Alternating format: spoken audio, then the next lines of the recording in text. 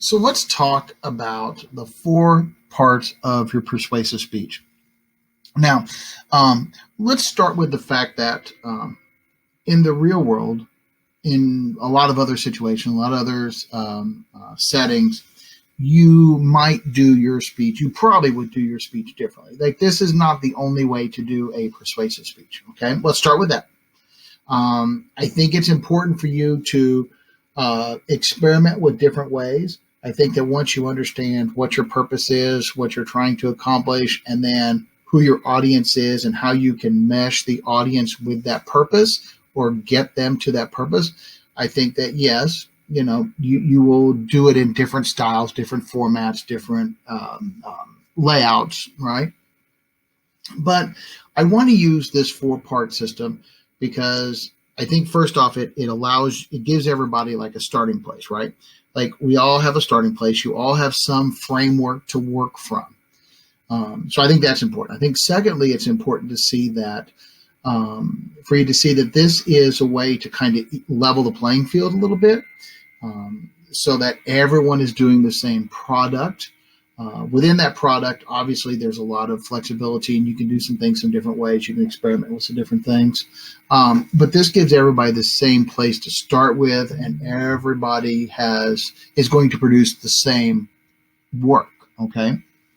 And so what we're going to do is I'm going to have you break your speech down into four distinct parts. If you want to label them or announce them as this, let's talk about the problem, blah, blah, blah, blah, blah. Let's talk about the cause, blah, blah, blah. You may, that is perfectly acceptable. If you don't, that's not a big deal either, as long as we can see that you produce these four pieces. When you're doing your outline, your delivery outline, you will want to label them as these four parts.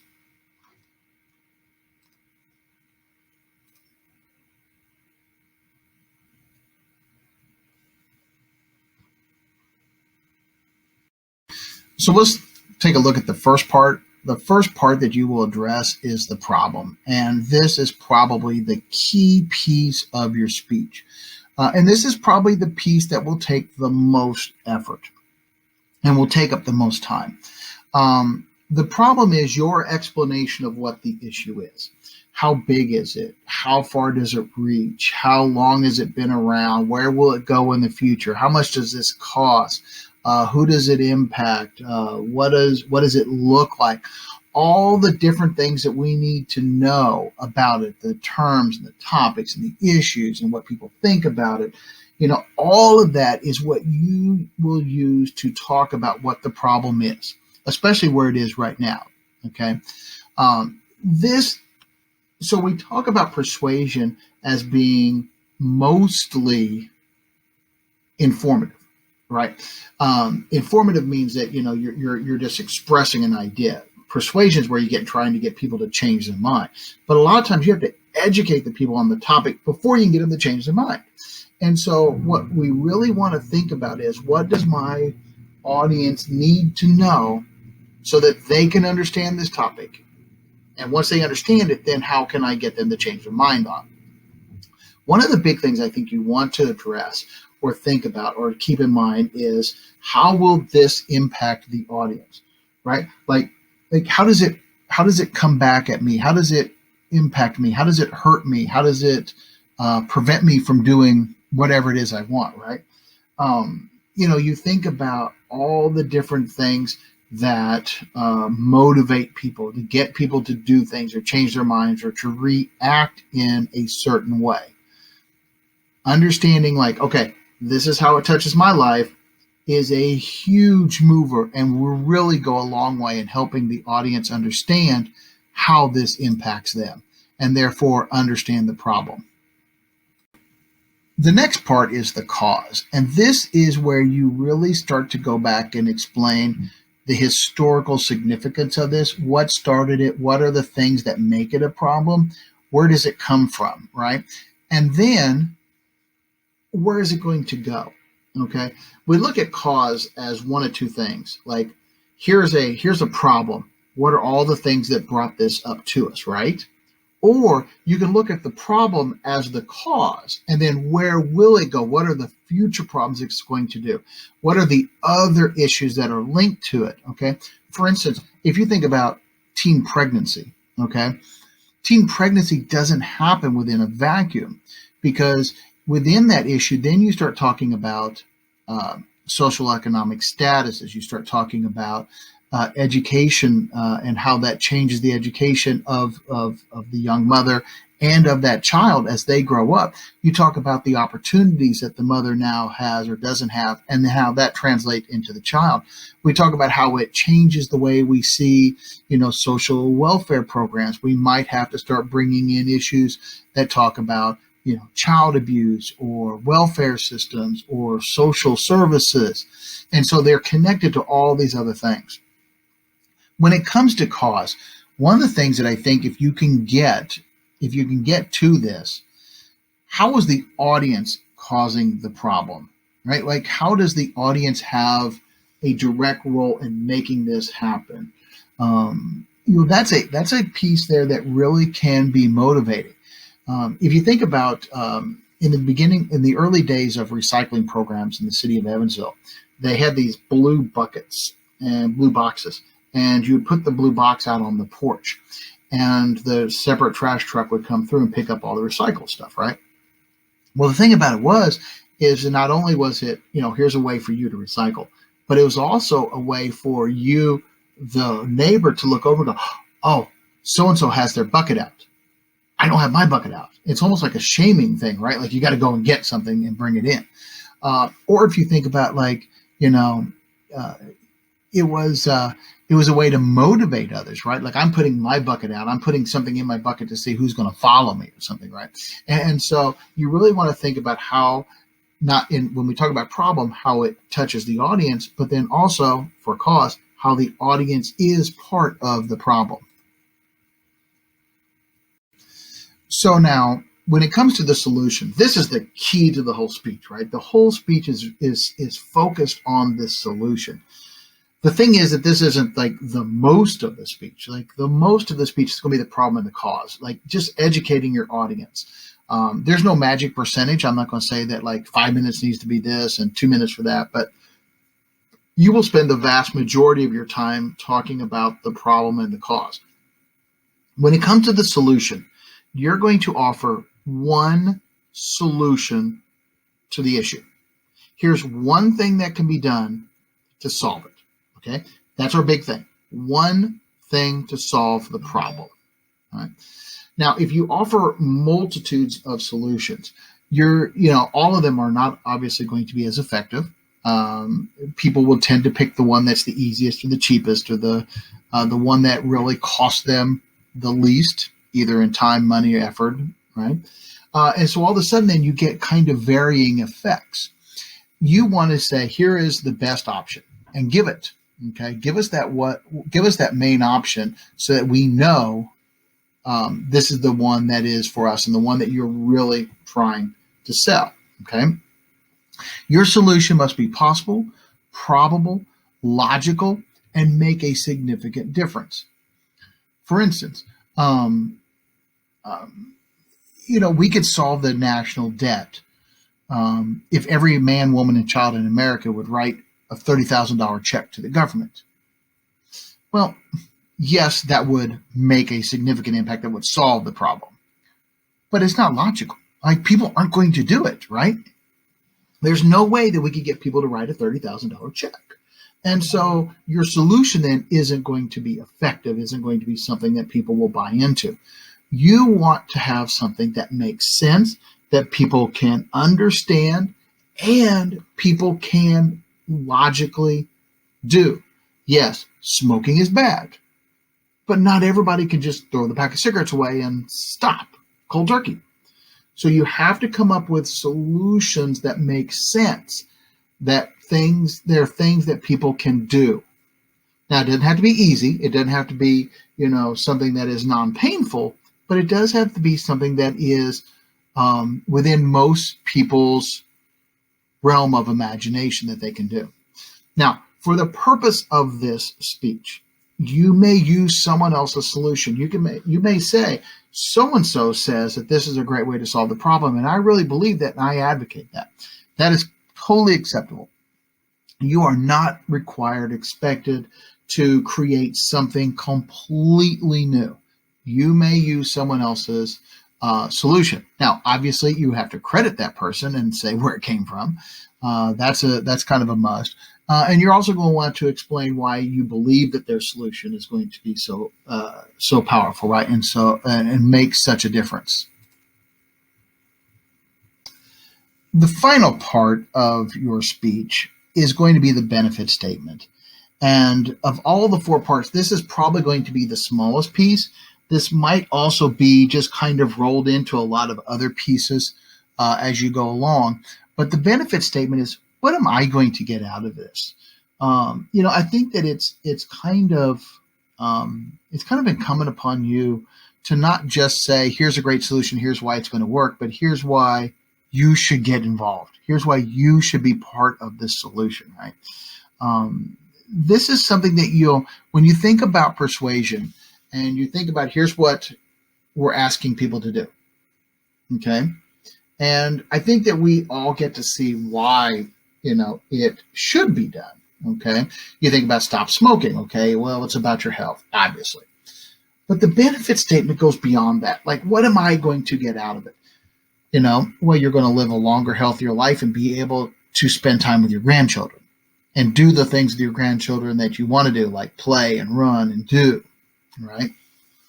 We know that stopping smoking has significant, immediate health benefits. But that benefit statement then goes beyond that and is really that selling point. Like, hey, we know that you're going out of your way. We know that this is going to cost you something. Again, time, money, effort, whatever it might be. This is why you should want to do this. As you kind of start to put your speech together, some things to think about. Audience, audience, audience. You cannot let that go, okay? Because everything you do has to be connected to that, right? If I were talking to a group of adults about a topic, that is going to look much different than if I was talking to a group of students or my own children or my friend group versus professionals. It's all about understanding the audience. And when you understand the audience, then you are finding examples that make sense to them. You're finding examples that connect to them. You're finding information that makes sense to them. You're showing how it impacts them directly, not other people like, hey, look how it impacts that other group of people. I know it's not you, but that it impacts them. No, you have to show how it impacts the audience, how the audience is connected to it. So everything you do has to come back to this idea of audience. Something I think you need to think about, and we talked about this before on the topic proposal, but again, I think you want to be very clear about why you're doing this speech and why you pick this and what your personal connection to it is, because you don't want it to cloud your judgment. We don't want your bias to come through or to alter the things that you're going to do or kind of color the things you're going to do.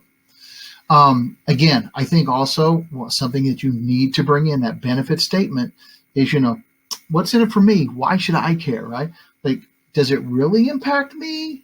Okay, so you really want to make sure, again, audience, you're bringing it back to the audience.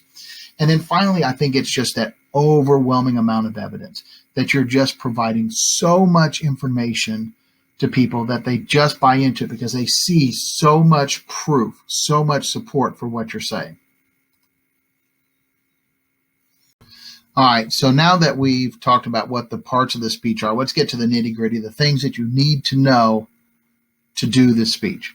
So first off, this is 7 minutes. Just like your last one, this is a 7-minute speech. Obviously, you get the 30 seconds before and after before the penalty comes in for going over under time. But you're shooting for 7 minutes. Within this speech, you have to name at least 3 sources, okay? You have to use and name them in the speech. So according to whatever expert, and then that piece of information, or as found on the website, and then name it, and then give that information. You do need to show that you've used at least three different sources. For sources, you cannot be a source.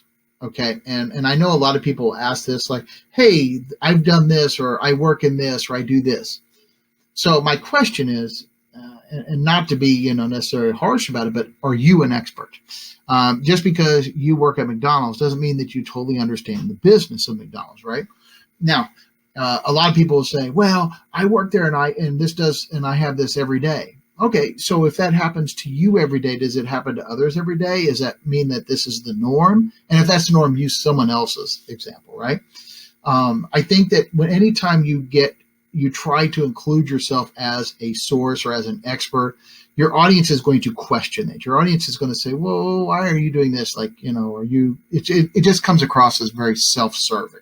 Okay. Um, Also, too, when you think about sources, you really want to make sure that your sources are very, I mean, obviously legitimate, but are very solid, are very persuasive, are very credible. The more credible they can be, the better, right? Your audience really needs to see who they are, what they are, and why they are credible. When it comes to topics, so you can pick your own topic. You can pick your topic for this. If this is a problem for you, say, "Hey, Wells, give me a topic." I'll give you a topic. Not a big deal. Topics you cannot do. Okay. Avoid things that revolve around legislating, or decriminalizing things. Uh, Legalizing marijuana, lowering the drinking age, those kinds of things. First off, that's a USI rule. It's probably, I assume it's a rights rule, but I know it's a USI rule that we don't do speeches about those things. But also, too, I think it's very it sets it up very. It creates a difficult situation for you, because as soon as you say, "Let's legalize marijuana," your audience is going to assume that you smoke marijuana. Now, whether you do or not isn't the issue, but the audience assumes it. Remember, we talked about the ad hominem attack, right? So, in other words, you just want to decriminalize it for yourself. That's why you're advocating this. Do not give a speech about legalizing or freeing or making abortions easier to get. First off, it's a very an emotional issue. It's an issue wrapped up in morality. There is a battle between science and religion on this, and a lot of the sources are very inflammatory on both sides. So I think that it just makes it easier for you. It just sets you into a situation where it's not so difficult for you to deal with issues. Okay, it kind of just takes a little piece off of you. All right, and so we don't want to do that. I think also anything that's wrapped up solely in religion. So don't give the speech about read the Bible and go to heaven. Again, this isn't a knock against any religion or anything like that, but this idea that it's very difficult to prove. You cannot prove these things. You can believe it, but it becomes very difficult for people to buy into, and it becomes very divisive with your audience. And again, I think just to kind of wrap up this idea about topics, I really want you to think about when you choose the topic. I want you to first off, pick something that is applicable to high schoolers, teenagers, young adults, people from this area, maybe. Pick a topic that makes sense, that is something you can really do. I don't want you spending tons and tons of time researching and learning about some new topic you're not familiar with just to give a 7-minute speech on.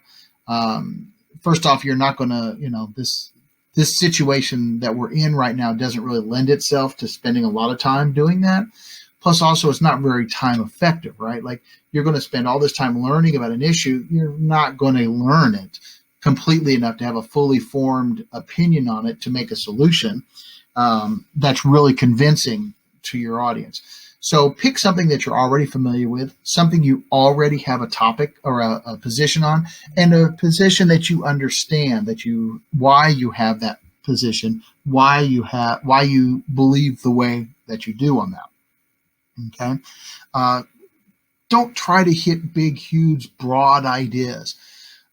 You're not going to solve the Palestinian Middle East peace crisis in 7 minutes. I mean, we've been talking about decades for that, probably 7 decades for that. But what you can do then is pick the things that are meaningful to you and your audience, things that you're already familiar with, and are easy to work with. Okay. You know, taking a walk every morning is beneficial to your mental and physical health. And talk about that, right? Or everybody should take a college credit class. They can be those kinds of generalized things. One thing too, to clarify, I know that people sometimes like you have to see a problem and then something solves that problem, right? And that was the way I framed most of this discussion. But one thing I think you can really look at is do this so this doesn't happen, doing something preventative. Doing preventive maintenance on your car will prevent big, expensive repair bills. So you can always do things, advocate doing something so that there isn't a problem, okay?